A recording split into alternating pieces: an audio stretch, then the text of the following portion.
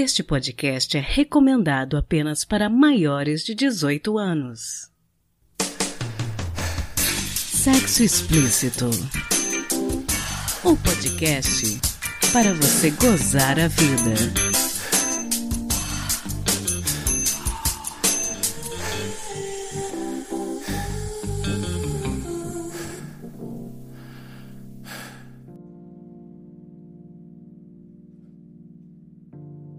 Taradinhos e taradinhas, aqui é Priscila Armani convidando você a refletir sobre seu prazer com segurança. No episódio de hoje trago 2 depoimentos sobre HIV, profilaxia pré-exposição e profilaxia pós-exposição. Também falamos um pouco sobre infecções sexualmente transmissíveis. O primeiro depoimento que vocês vão ouvir é da coordenadora da saúde sexual e atenção às ISTs, AIDS e hepatites virais da Secretaria de Saúde de Belo Horizonte, Cristiane Hernandes. Ela falou bastante sobre o que são as profilaxias, como funcionam e deu destaque ao fato de que todas estão acessíveis gratuitamente pelo SUS. Aqui vale fazer uma observação para vocês. No áudio, a Cristiane citou vários hospitais de Belo Horizonte, por ela ter conhecimento sobre a estrutura de saúde da cidade. Mas no site do Ministério da Saúde você encontra o hospital, centro de saúde ou centro de testagem e aconselhamento mais próximos de vocês. Colocarei links na descrição do episódio. Por causa da seriedade do assunto e da duração das entrevistas, nós não teremos conto erótico neste episódio. Se você não sabe o que é prevenção combinada e que para evitar o HIV existem medicamentos para usar junto com a camisinha, fique ligado no nosso episódio. Bom, hoje eu estou aqui com a coordenadora da saúde sexual e atenção às ISTs, AIDS e hepatites virais, Cristiane Hernandes. Tudo bem, Cristiane? Tudo bem. Cristiane, tem quanto tempo que você está na prefeitura lidando com a área? Bem, na prefeitura eu estou desde 2000, mas lidando na área específica de infecções sexualmente transmissíveis é a partir deste ano. Bacana. Bom, os meus ouvintes, eles têm muita curiosidade a respeito do que é a PrEP e como que funciona. Você pode explicar um pouquinho? Posso. A PrEP, na verdade, a profilaxia pré-exposição, é uma das ferramentas de prevenção dentro da estratégia de prevenção combinada para evitar que as pessoas expostas adquiram o vírus HIV. Então, ela é indicada para alguns grupos populacionais específicos, sendo estes mais vulneráveis à aquisição do vírus. Quais são esses grupos? São os profissionais do sexo, as pessoas trans, os gays e os homens que fazem sexo com homens, outros homens que fazem sexo com homens e os casais sorodiscordantes, ou seja, um deles é HIV positivo e o outro não é. Então, esses são os grupos prioritários para receber a PrEP. Por quê? Porque a PrEP implica no uso diário e contínuo da medicação. Ela só é eficaz se a pessoa, de fato, tomar a medicação diariamente, que vai gerar um nível sanguíneo adequado da medicação, que vai evitar que a pessoa adquira a doença, né? O vírus ele é inativado pelo uso contínuo da medicação. A PrEP ela está disponível no Sistema Único de Saúde? Sim, ela está disponível, 100% da medicação é fornecida pelo SUS, mas para receber a medicação, o paciente passa por alguns serviços específicos. Então, a identificação da sua vulnerabilidade, ela implica numa avaliação no serviço, uma entrevista com profissionais de saúde, a identificação de que aquela pessoa vai, de fato, aderir à estratégia e um segmento. Então, são 2 serviços em Belo Horizonte que disponibilizam a PrEP. É o Hospital Eduardo de Menezes e o Centro de Testagem e Aconselhamento Orestes Diniz. São os 2 locais que agendam as avaliações, acolhem, avaliam e aí definem a disponibilização. E este paciente, ele é avaliado periodicamente. Então, a partir do momento que ele começa a utilizar a PrEP, ele vai ser avaliado em 30 dias, depois em mais 60 dias e depois é trimestral a avaliação médica, em que nessa avaliação trimestral é feita a testagem, os exames para identificação das doenças e para verificar a adesão e a manutenção da disponibilidade da medicação. E, por exemplo, se eu ouço falar da PrEP pela internet, por alguma forma, e penso assim, eu gostaria de ter acesso, então eu devo ir até esses 2 hospitais aqui em BH e procurar um profissional. Isso, aí você vai ser acolhida, vai ser verificada a agenda, vai ser agendado para você uma consulta e aí você vai explicar a sua situação de vulnerabilidade e o serviço vai avaliar se você tem critério ou não. Por que é importante isso? Porque os remédios, eles têm efeitos colaterais. Se a pessoa tem uma relação eventual desprotegida, existem outras estratégias de proteção, que não é a PrEP, que implica no uso contínuo. O uso contínuo da medicação tem seus efeitos colaterais em relação ao fígado, em relação aos rins. Então, é importante que haja, de fato, um benefício superior a esses efeitos para que a pessoa use a PrEP. E qual que é a taxa de eficácia? Assim, você tem uma noção assim, desse dado? Ela varia e ela é totalmente dependente da adesão. Então, ela pode chegar a 95% de redução da incidência da infecção pelo HIV, mas ela varia com os grupos e com o tipo de relação sexual. Interessante. Eu acho que quando a gente fala de PrEP, tem algumas pessoas que pensam na questão da prevenção combinada e até pensam no uso da PrEP como uma forma de talvez substituir a camisinha. Por que essa é uma noção que a gente precisa conversar sobre isso? A gente precisa desmitificar totalmente essa noção, essa percepção. A PrEP é mais uma das estratégias da prevenção combinada e de maneira alguma ela substitui a proteção de barreira, que é o uso do preservativo. Além disso, a proteção de barreira ela protege contra todas as outras infecções sexualmente transmissíveis, né? A PrEP é uma medicação específica antirretroviral exclusiva para evitar a infecção pelo vírus HIV, mas não evita sífilis, não evita hepatites virais, não evita gonorreia, não evita outras doenças, tá? Não evita herpes. Então, é importante que, dentro da estratégia da prevenção combinada, a pessoa utilize tudo o que é possível para ela se prevenir. E tendo critério para a PrEP, este é uma das ferramentas a ser utilizada. E suponhamos que eu decida usar a PrEP. A eficácia está ligada diretamente ao uso, né? Se, por exemplo, eu tento pensar talvez num medicamento de uso contínuo como a pílula anticoncepcional. Se eu esquecer de tomar um dia, a eficácia já diminui, né? Sim, a eficácia está diretamente relacionada ao uso diário, porque é o uso diário que vai estabelecer um nível sanguíneo protetor. Bom, agora eu queria falar um pouquinho da PEP, né, que é uma medida de prevenção de urgência, infecção pelo HIV, hepatites virais e outras infecções sexualmente transmissíveis. O Ministério da Saúde recomenda em caso de violência sexual, relação sexual desprotegida e acidente ocupacional. Por ser um medicamento de urgência, o raciocínio lógico leva a gente a pensar que ela estaria em todos os hospitais, disponível em todos os locais, mas isso não acontece, né? Sim, a PEP ela tem uma indicação precisa em relação a essas situações que você citou, relação sexual desprotegida, violência sexual e acidente com material biológico, especificamente ou especialmente o acidente profissional. Ela está disponível 24 horas por dia na rede SUS, em locais diferentes de acordo com o horário. Então, em finais de semana, feriados e o horário noturno, todas as 9 UPAs do município disponibilizam PEP. E durante o dia, todos os serviços de atenção especializada disponibilizam PEP,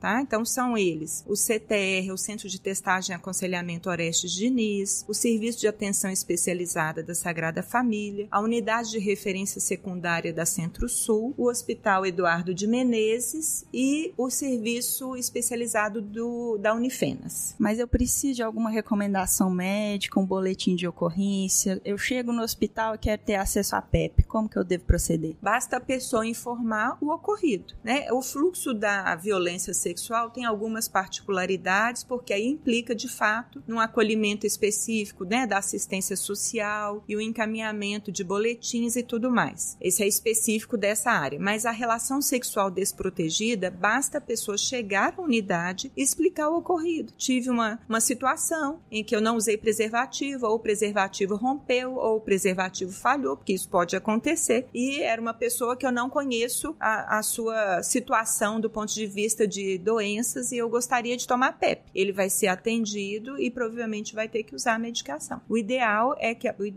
É indicado que a pessoa utilize a PEP até 2 horas após o ocorrido e no máximo até 72 horas. Após 72 horas não tem indicação de ser usado. E esse tratamento, ele dura quanto tempo e como que é o acompanhamento posterior? É indicado para ser usado por 28 dias e o acompanhamento é nos 5 serviços especializados que eu te falei. Mesmo que ele tenha sido atendido na UPA, o acompanhamento é nos serviços especializados. É sempre bom a gente ressaltar que, ao contrário da PrEP, esse é um medicamento de emergência, né? Sim, ele é utilizado para essa situação da eventualidade, do acontecimento inesperado e que não tem a perspectiva da repetição. A PrEP implica na repetição da exposição. Então, é mais seguro que a pessoa use continuamente. A PEP não, é uma situação eventual. Bom, eu queria falar um pouquinho agora a respeito das formas de prevenção ao HIV e as infecções sexualmente transmissíveis, particularmente algumas dúvidas que os meus ouvintes têm. Alguns homens, eles relatam dificuldades no uso da camisinha, isso é algo que muitas mulheres escutam dos parceiros. Como que o homem pode lidar com isso e como que os parceiros devem lidar nesse caso? Eu acho que tem um mito em relação ao uso do preservativo, né? Na verdade, ele não representa nenhuma redução de sensibilidade ou da qualidade da relação sexual. Em algumas situações, alguns eventos, nós temos feito ações com o circuito das sensações, com o objetivo de desmitificar o uso do preservativo, ou seja, a pessoa ela vai sentir apenas com o tato qual que é a sensação de tocar vários objetos através do preservativo. E ele percebe que isso, na verdade, não influencia em nada a qualidade da relação. Mas eu acho que existe aí uma questão cultural que a gente tem o tempo todo que está falando e estimulando as pessoas, porque a proteção que o preservativo causa e o que isso representa para a vida das pessoas é infinitamente superior à mais leve percepção de redução de sensibilidade. Eu acho que às vezes a pessoa se deixa levar pelo momento, pensa que não vai ter problema nenhum, o parceiro fala, não, mas a gente não usa camisinha hoje, aí às vezes a pessoa pensa, não, tudo bem, uma vez só, não tem problema. E nós temos que pensar principalmente em relação ao público jovem, que é a parcela da população em que tem havido o aumento de fato dos casos de HIV, né? O jovem com seus arroubos, com a sua, com a sua coragem para enfrentar as situações desconhecidas, acaba se desprotegendo, né? Então é importante reforçar isso principalmente para esse público mais suscetível, tá aí começando a vida, começando as relações sexuais, às vezes fica constrangido por pedir a camisinha nos atos, né? Nos momentos em que se encontra com outro jovem, e é importante que ele tenha a segurança e a tranquilidade de falar, não, nós vamos usar preservativo sim, é importante para nós dois, né? Eu acho que isso é fundamental. Com certeza. Em relação à sífilis, é importante a gente ressaltar um aumento do número de casos muito intenso nos últimos anos. E a importância das pessoas fazerem a testagem rápida e, se positivos, fazerem o tratamento. O tratamento para sífilis está disponível em todos os centros de saúde. O tratamento é feito com a penicilina, a conhecida pelo nome comercial benzetacil. Então, é um tratamento simples, barato, com altíssimo índice de cura, e as pessoas deixariam de transmitir uma doença que pode gerar complicações para ela, para as parcerias, no caso das mães gestantes, pode gerar óbito do feto, nascimento de crianças com complicações. E a sífilis possui 3 fases. Ela possui uma fase primária, em que há uma lesão indolor na genitália ou na mucosa oral. Uma fase secundária, essa lesão primária ela desaparece espontaneamente. A pessoa pode, de 2 a 6 semanas, a lesão desaparece. Ela vai ter uma fase secundária com surgimento de lesões cutâneas, que muitas vezes é interpretado como alergia. E depois a pessoa passa por um longo período, que pode durar décadas, de silêncio. Mas nesse período de silêncio, ela pode transmitir e ela pode, no futuro, 30, 40 anos depois, ter complicações gravíssimas da sífilis, como problemas neurológicos, problemas cardíacos. Então, mais uma vez, a importância da testagem e da prevenção para que isso não ocorra. E em relação às hepatites B e C, é importante ressaltar alguns aspectos. Da hepatite B, a vacinação contra a hepatite B faz parte do calendário vacinal da criança e também está disponível em todos os centros centros de saúde para todas as pessoas em qualquer faixa etária. Então, todas as pessoas podem se proteger da hepatite B pela vacina. Essa é uma das estratégias da prevenção combinada. Hepatite B, vacinar. Uma vez vacinado, a pessoa está protegida. São 3 doses de vacina para completar a vacinação e a pessoa estar protegida. Ela não possui um tratamento específico curativo, mas ela possui um tratamento que controla a doença e melhora muito a qualidade de vida da pessoa, reduzindo assim a incidência de complicações. E a hepatite C, que não possui vacinação, mas ela possui um tratamento hoje muito simples. É um tratamento pela rede especializada, ela não está nos centros de saúde, a pessoa tem que fazer toda a avaliação clínica especializada com infectologista, mas é um tratamento por via oral, por 12 semanas, com altíssimo índice de cura. Então, uma vez feito o teste e dado positivo, quanto mais precoce for o tratamento,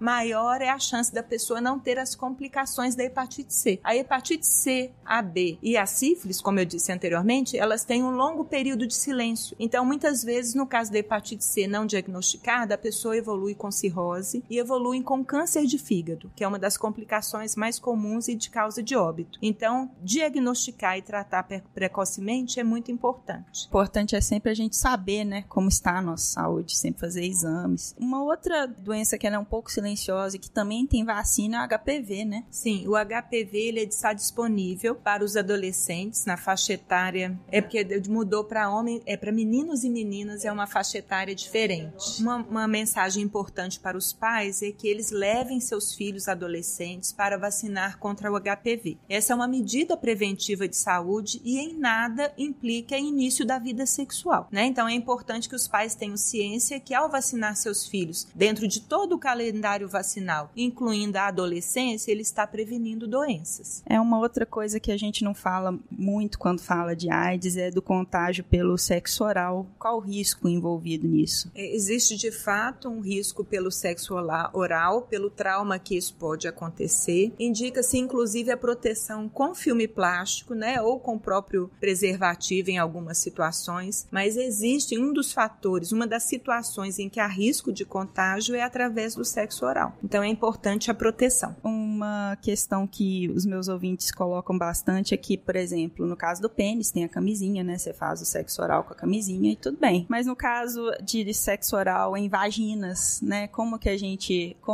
prevenir nesse caso? Isso. Aí é usar o filme plástico. Esse filme plástico que a gente usa em utensílios de cozinha e colocar na boca para proteger a pessoa que está executando o ato. E pode ser usado também o preservativo feminino, que é colocado na pessoa que vai receber o ato, que vai proteger o contato da boca com a mucosa vaginal da pessoa, do outro parceiro. Falando um pouquinho a respeito da camisinha feminina, ela está disponível, né, nos postos de saúde, na rede do SUS, mas ela não se popularizou. Como que a gente poderia trabalhar essa ideia para haver uma popularização maior da camisinha feminina? Nós temos trabalhado a proteção de uma forma, digamos, não seletiva. Nós falamos da importância do preservativo masculino, do feminino, do uso do gel para diminuir o atrito, que é importante, né? No sentido de que o contato com o sangue, o trauma e o contato com o sangue, ele é um dos fatores prioritários para a transmissão de doenças. E eu acho que é a questão da sensibilização como um todo, né? Levar a informação para o público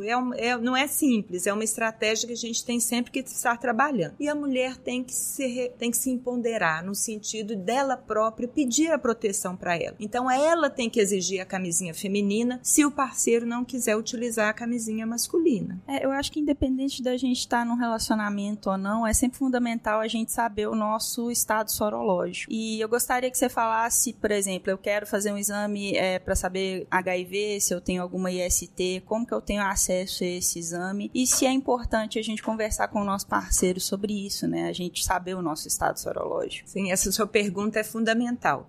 O SUS oferece a testagem rápida para o HIV, para as hepatites B e C e para a sífilis em todos os 152 centros de saúde, em todas as UPAs e em todos os serviços especializados. Então, a qualquer momento que a pessoa desejar realizar, ela pode procurar uma dessas unidades. Então, nós temos 2 serviços específicos de testagem e aconselhamento. Um deles é o CTA, o Centro de Testagem e Aconselhamento UAI, localizado na Saturnino de Brito, dentro do Shopping UAI, e o outro dentro do CTA SAI, que é o Serviço Especializado Sagrada Família. Os 2 serviços são exclusivos para testagem e aconselhamento e funcionam de segunda a sexta. O CTA UAI, ele funciona de 8 às 17 e o CTA Sagrada Família funciona de 7 às 19. Então, em todos os 2 serviços, qualquer pessoa pode fazer a testagem. Mas se ele estiver perto do seu centro de saúde, ele pode ir no seu centro de saúde e pedir para fazer os testes, tá? Então, eu acho que é um serviço disponível e que as pessoas devem fazer e levar os seus parceiros a fazer. Todas as pessoas devem, ao menos uma vez na vida, fazer essa testagem. Mas os grupos mais vulneráveis, eles têm que fazer periodicamente. Dependendo da situação, fazer a cada 3 ou 6 meses. É a melhor maneira da pessoa proteger a si própria e proteger as pessoas com as quais ela se relaciona. Bom, no podcast eu gosto de sempre terminar as entrevistas pedindo para a pessoa com quem eu converso para dar um conselho para os meus ouvintes gozarem mais a vida. E como que eles podem fazer isso de uma forma mais segura e mais consciente, já que a gente está conversando sobre isso hoje? Eu acho que a informação ela é fundamental para que a pessoa viva melhor. Isso em todas as situações de vida, né? Então, em relação à vida sexual, a pessoa ter informações sobre prevenção combinada, ter ciência de que todos são vulneráveis, né? A gente não sabe como as pessoas estão do ponto de vista de doenças, então é importante que as pessoas se protejam para que tenham uma vida sexual saudável, né? E tenham essa vida de forma livre, com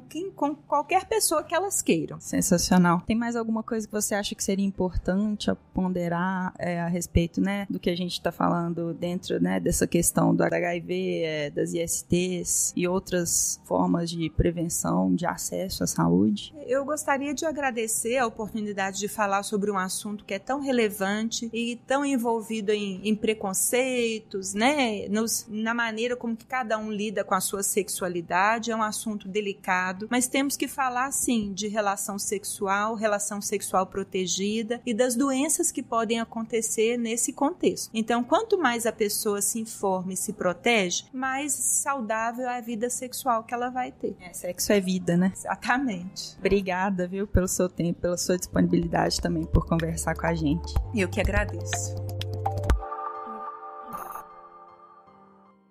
O boletim epidemiológico publicado pelo Ministério da Saúde sobre HIV e AIDS no final de novembro de 2019 trouxe algumas constatações assustadoras. No período de 2007 a junho de 2019, no que se refere às faixas etárias, observou-se que a maioria dos novos casos de infecção pelo HIV encontra-se na faixa entre 20 e 34 anos, com percentual de 52,7%. Com relação à raça e cor da pele autodeclarada, nesse mesmo período, 41% ocorreram entre brancos e 50% entre negros, incluindo pretos e pardos. No sexo masculino, 42% dos casos ocorreram entre brancos e 48% entre negros. Entre mulheres, 37% dos casos se deram entre brancas e 53% entre negras.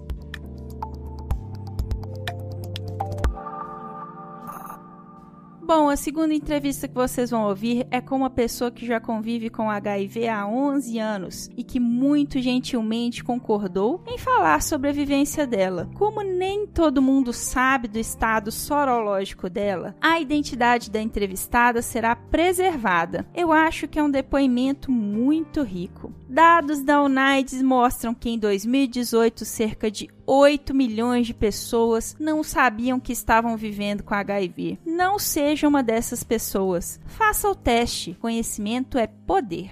Se você tem mais alguma dúvida sobre ST, HIV, PrEP ou PEP, mande anonimamente pelo nosso Curioscat, curioscat.me/podsexoexplícito. Com certeza ainda falaremos mais desses temas futuramente. Então, eu gostaria de começar a nossa conversa te perguntando quantos anos você tem e há quanto tempo você descobriu que você era HIV positiva. Eu tenho 35 anos e eu sou uma pessoa vivendo com HIV vai fazer 11 anos ano que vem, em 2020. E como que você lidou com a notícia? Foi algo que de imediato você compartilhou com a família, com as pessoas? Olha, não foi um processo fácil no começo. Eu acho que nunca é, né? Eu sabia pouca coisa, né, sobre o HIV, mesmo tendo acesso à informação. Então, acesso à informação para mim não era um problema, mas eu acho que tinha muito aquela mentalidade de uma coisa, na época eu pensava que era uma coisa longe, distante de mim, sabe? Mas eu fiquei 2 dias sem dormir quando eu descobri, porque eu tinha medo de morrer. Eu achei que eu fosse morrer dormindo. Pra você ver como eu não tinha conhecimento algum, né, sobre o vírus. De início, só o meu namorado da época que ficou sabendo. Eu demorei um pouco mais pra contar pra minha família, e não é todo mundo da minha família que sabe, são só algumas pessoas. Então minha mãe sabe, minha irmã sabe, mas parentes mais distantes, vamos colocar assim, não sabem. Eu não contei. E como que o seu namorado lidou com a notícia? Então, o que aconteceu? Na verdade, eu descobri a minha sorologia porque ele ficou doente. Ele teve uma época que ele ficou doente, né? E aí ele foi no médico e precisou fazer uma série de exames, porque não tava conseguindo descobrir o que era. Aí ele descobriu a sorologia dele, e aí consequentemente eu fiz o teste, e aí deu positivo pra mim também. Então eu descobri por causa dele. Entendi. Então, de uma certa forma, vocês dois juntos acabaram tendo que lidar com essa questão, né? Foi, no começo foi bem isso mesmo, e era um relacionamento monogâmico e estável, já tinha algum tempo, então foi impactante, né? Porque não é uma notícia fácil, ainda mais não tendo conhecimento, né? Então é assustador, na verdade, né? Ter que lidar com isso tudo. Imagina, 11 anos atrás. E a sua saúde depois disso, física, mentalmente? Você teve algum monitoramento, acompanhamento? Então, na época, minha saúde estava boa, né? Eu não tive nenhuma doença oportunista, eu não estava doente, então minha saúde estava ok, sem problema nenhum. E meu médico, na época, a gente começou a acompanhar, né, fazer exame de CD4, né, que de uma forma muito básica está relacionada à sua imunidade, à defesa do corpo. E o outro exame que a gente também faz, tirando todos os outros, tem a carga viral, que é para medir a quantidade de vírus no sangue. Acompanhando no início, a minha imunidade, ele começou a reparar que ela estava caindo. Então ele iniciou já o medicamento, né, que é a terapia antirretroviral. Então, 2 meses depois eu já comecei no tratamento. E como que você teve acesso a esse tratamento e aos medicamentos? Foi particular? Foi pelo SUS? Tudo pelo SUS. Foi tudo pelo SUS. Esse primeiro momento, o primeiro médico que me acompanhou era particular, mas o medicamento eu pegava todo pelo SUS, e aí depois eu passei todo o meu tratamento pro SUS. Então eu faço todo o meu acompanhamento, eu pego o remédio, eu faço os exames, infectologista, cardiologista, terapia que eu também faço, tudo pelo SUS. E quantos remédios você toma por dia? Atualmente eu tomo 2 comprimidos por dia, 1 vez por dia. No início era bem mais... Eram mais comprimidos, mais vezes por dia. Era de 12 em 12 horas que eu tinha que tomar. Nesses 11 anos eu já vi bastante progresso em relação aos tratamentos. Então, nossa, 2 comprimidos 1 vez por dia é uma maravilha. E atualmente você é indetectável? Sou indetectável, tem mais de 6 anos, né? E é uma pergunta muito bacana, porque eu acho que quem acompanha, né, as notícias e tudo, deve ter visto o I igual a I, né? Que é o indetectável igual ao intransmissível. Pra mim foi uma coisa incrível essa notícia quando saiu, né? Pra diminuir um pouco, né? O estigma com a gente, né? De saber que quando a gente tá indetectável, a gente não transmite o vírus. Eu acho que muitas pessoas ainda não sabem, né? Não tem esse conhecimento do que significa a pessoa viver com HIV, mas ser indetectável, né? Com certeza eu acho que a gente precisa muito ainda conversar sobre isso. Muito. Eu acho que a gente passou da... A gente tá num momento que a gente tem muitas pessoas vivendo com HIV e elas são gente que nem a gente, sabe? Tem medos, contas pra pagar e relacionamentos. E pra gente entrar nessa conversa, tem que falar de sexo e sexualidade e prazer e entender o indetectável igual a transmissível, formas de prevenção combinada, enfim. A gente tem que conversar muito mais sobre isso. E atualmente você tá num relacionamento com uma pessoa soro diferente? Tô num relacionamento, sim, recente, mas essa pessoa ela sabe da minha sorologia, então foi uma reação muito bacana até, né? Porque um dos receios que eu acho que muitas pessoas que vivem com HIV têm e que não tem a sorologia aberta, é contar quando você tá com uma pessoa, né? O medo da reação. Então eu já tive várias reações já diversas e a reação dela foi incrível, foi muito bacana, sabe? Sem questionamentos, não teve aquela reação de medo, assim, normal, né? Ah, tá. Okay. Isso é muito interessante. A gente precisa muito desmistificar ainda o pouco conhecimento que, infelizmente, as pessoas ainda têm sobre o HIV, né? Com certeza, né? E isso recai mesmo da gente conversar, educação sexual, ter consciência das formas de transmissão. Porque você ouve ainda muita coisa do tipo, tem problema se eu dividir talher, se eu dividir copo, se eu der beijo. Gente, não tem problema. Se eu estiver na piscina, não tem problema, mas isso é muito recorrente. Em 2019 você deve pensar, que isso, as pessoas não falam isso, mas falam ainda, né? Então é muito importante divulgação, você pesquisar, conversar sobre. Muita gente aí no Instagram e no YouTube que falam sobre o assunto, que é fonte confiável, que vale a pena correr atrás da informação. Você falou que você até tinha acesso às informações sobre HIV antes de ser HIV positiva, mas sobre as formas de prevenção, era uma coisa que fazia parte, assim, do seu conhecimento? Muito pouco. Na escola que eu estudei educação sexual, não tinha essa conversa, né, na escola, você não tinha essa troca de informações. Então eu estava bem restrita no sentido, o meu conhecimento estava bem restrito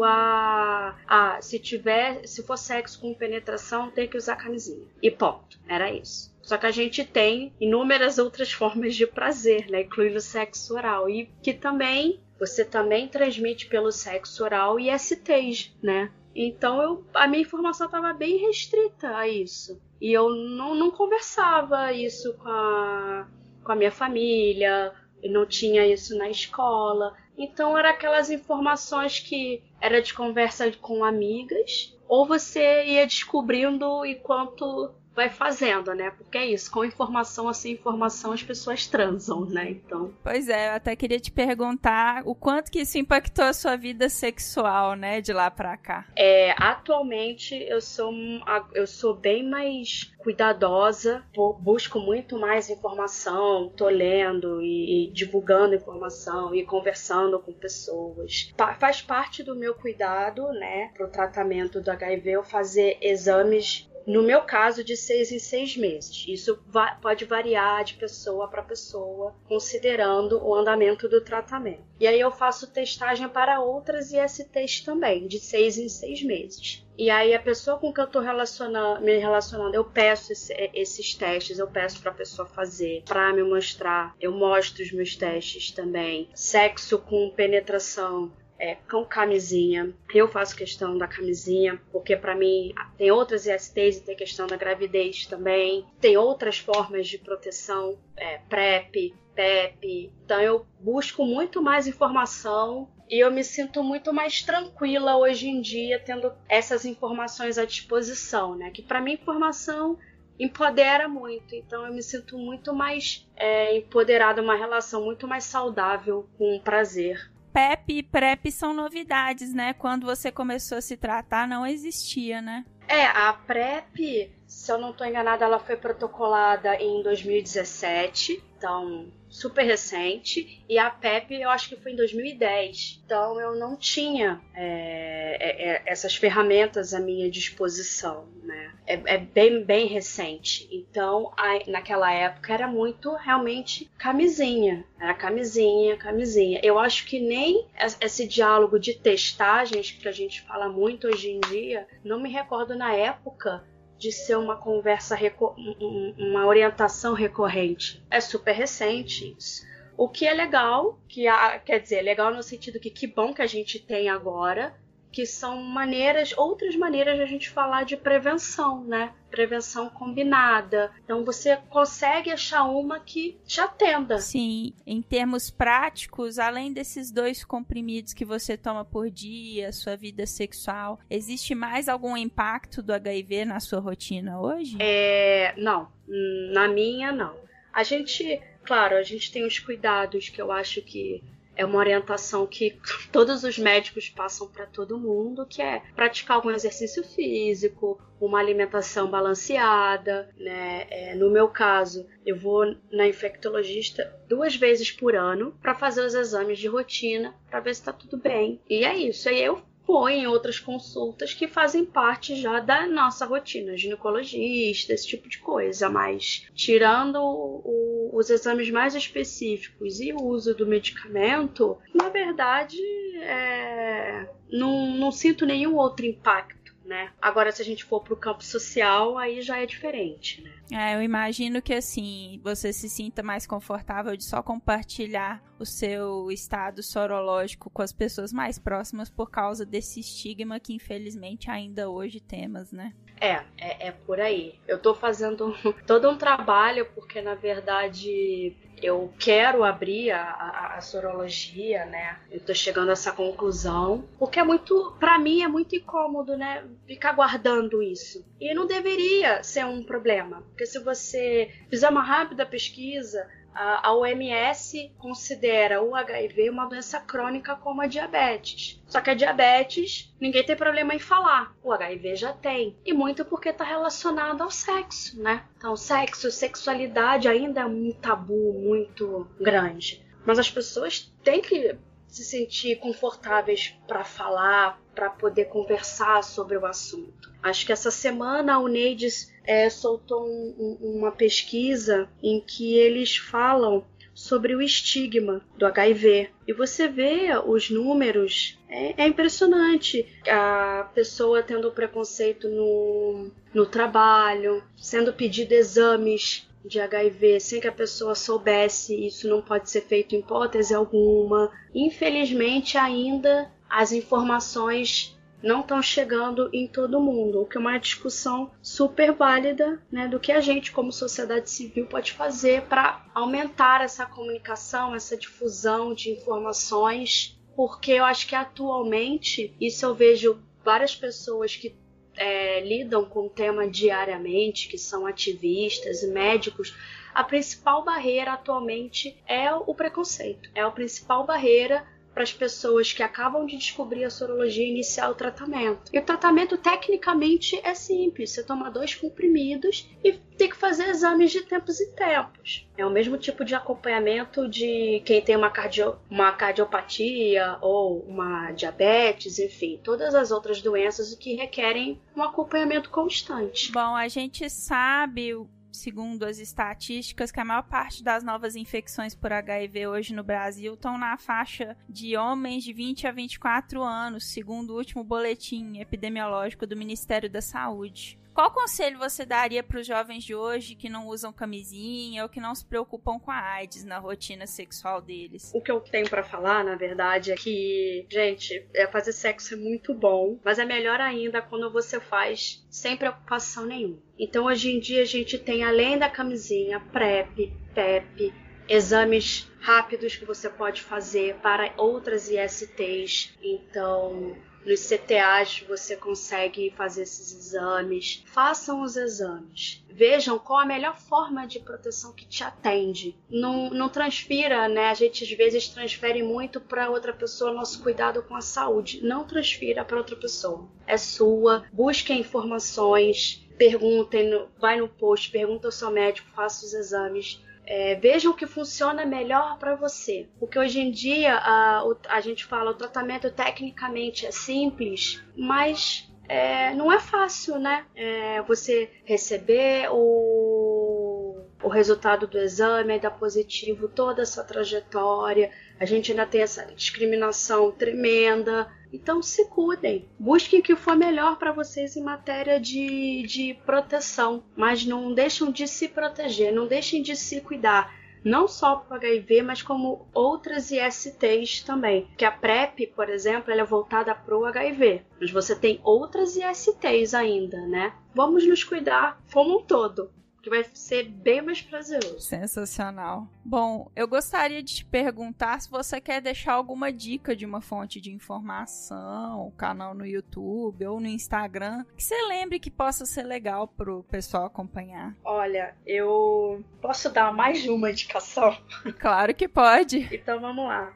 No Instagram tem o Dr. Maravilha, e ele é um médico infectologista, e ele fala sobre... não só sobre HIV, mas outras ISTs com muita leveza, muito humor. É muito legal. Tem o perfil da UNAIDS Brasil, que já trazem pesquisas, informações mais técnicas, que é bem interessante acompanhar também. E tem o Positividades, que também divulga muita informação. Acho que E eles têm tanto no Instagram quanto no Twitter. E tem um documentário na Netflix, que é Cartas para Além dos Muros, que é um documentário que fala da trajetória, da história do HIV/AIDS no Brasil dos anos 80 até os dias de hoje. E aí você tem depoimentos de médicos, ativistas, pessoas vivendo com HIV. Então é muito interessante você ver o quanto a gente já caminhou muito, o quanto a gente tem ainda o que caminhar e refletir sobre como a gente tem que lidar com ISTs, que certamente não é através do terror, né, da campanha do terror e do medo. Não é dessa forma. A gente tem que ter uma abordagem muito mais leve, mais tranquila, e temos que sim falar disso. Sexo, prazer, sexualidade. É o primeiro passo para a gente conseguir abordar de uma maneira menos aterrorizante as ISTs. Fantástico, muito obrigada pela sua disponibilidade em conversar com a gente e falar sobre a sua experiência. Imagina, foi um prazer, adorei poder compartilhar a minha vivência, algumas informações. Eu espero que ajude as pessoas a procurar informações, ou pessoas que estão receosas de fazer teste, de ir lá fazer o teste e ver como é que está a saúde. É fundamental. E quem sabe no futuro eu volte a falar sobre isso, mas com o meu nome mesmo. Estamos chegando lá. Sensacional, muito obrigada. Imagina.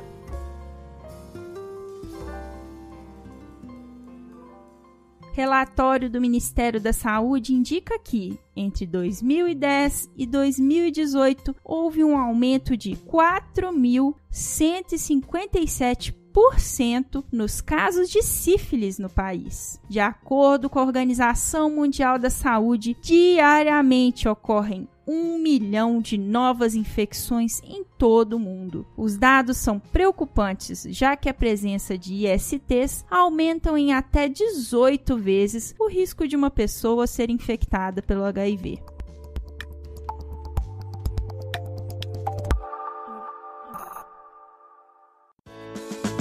Se toca.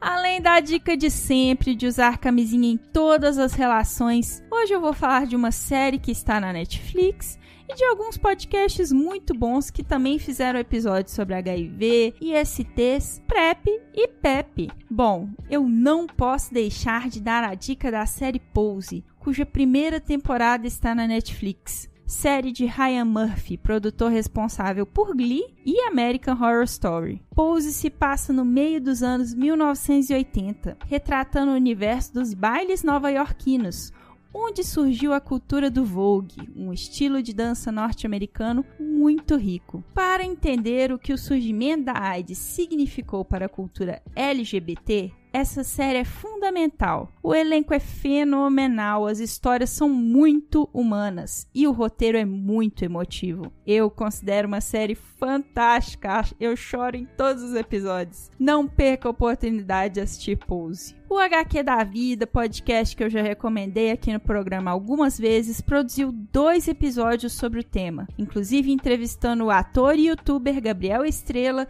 que tem um projeto chamado Boa Sorte, compartilhando como é viver com o HIV. O Larvas Incendiadas, outro podcast LGBT que eu amo, também trouxe a psicóloga Gabriela Junqueira Calazans para falar em 2 episódios sobre as políticas de AIDS no Brasil. E o The Libraries Open Podcast produziu 3 episódios sobre HIV, AIDS e PrEP, com os depoimentos de especialistas e pessoas que vivem com HIV. Foi por meio desse podcast que eu descobri a existência da PrEP e da PEP, e os meninos do Tlio produzem sempre um conteúdo fantástico. Vale muito a pena ouvir.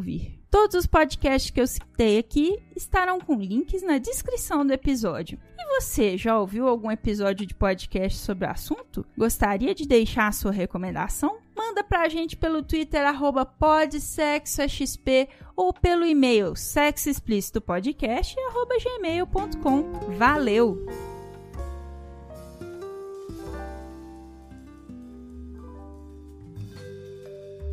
E esse foi mais um episódio do podcast Sexo Explícito.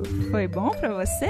Com edição e vinhetas da Cafeína do podcast Papo Delas, eu me despeço de vocês, pedindo que mandem suas dúvidas sobre sexo e sexualidade anonimamente pelo curioscat.me/podsexoexplícito. Também lembro a vocês que o nosso site está no ar, com todas as informações referentes a todos os episódios. Acesse lá, sexoexplicitopodcast.com.br. E nós também estamos no Instagram, no @sexoexplicitopodcast. E você pode me ouvir em qualquer agregador de podcast da sua preferência, além de Deezer, iTunes, Google Podcast, Spotify e na Rádio Sense, é claro! E aí, o que você está esperando? Bora gozar a vida? Beijo!